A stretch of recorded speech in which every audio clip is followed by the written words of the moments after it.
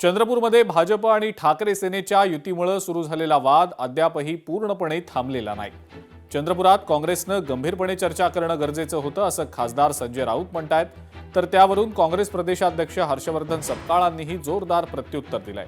इतरांची लाज काढण्यापेक्षा स्वतःकडे पाहावं, चंद्रपुरात कोणी कशी लाज घालवली असं सपकाळ म्हणतात। चंद्रपूरच्या नगरसेवकांना मी कालही सांगितलं, ह्याच्यामध्ये काँग्रेस पक्षानं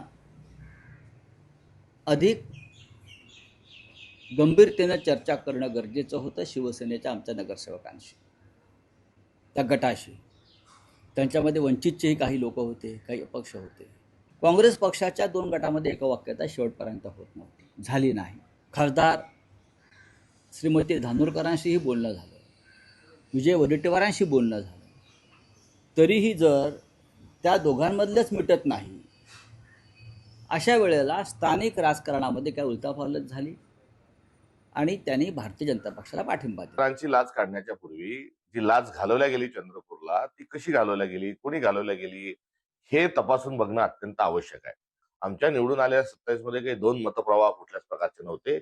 एकसंघ स्वरूपात 27 होते, 4 अधिक त्यामध्ये मिळवत असताना आम्ही 31 पर्यंत गेलो होतो आणि एकसंघ स्वरूपामध्ये आम्ही मतदानाच्या दिवशी सभागृहामध्ये हजर होतो।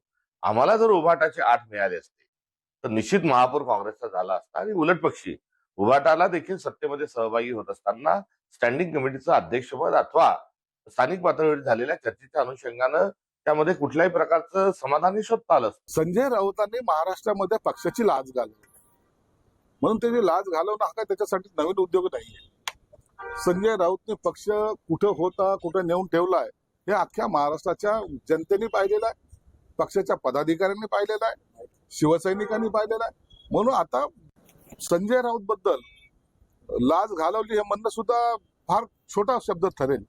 म्हणून आता उभाटाचं एकदा ओम स्वा फट जेव्हा होईल तेव्हाच तो उभाटासह आपल्याला पाहायला मिळेल। लोकशाही मराठी ऐका, पहा, जागरूक रहा।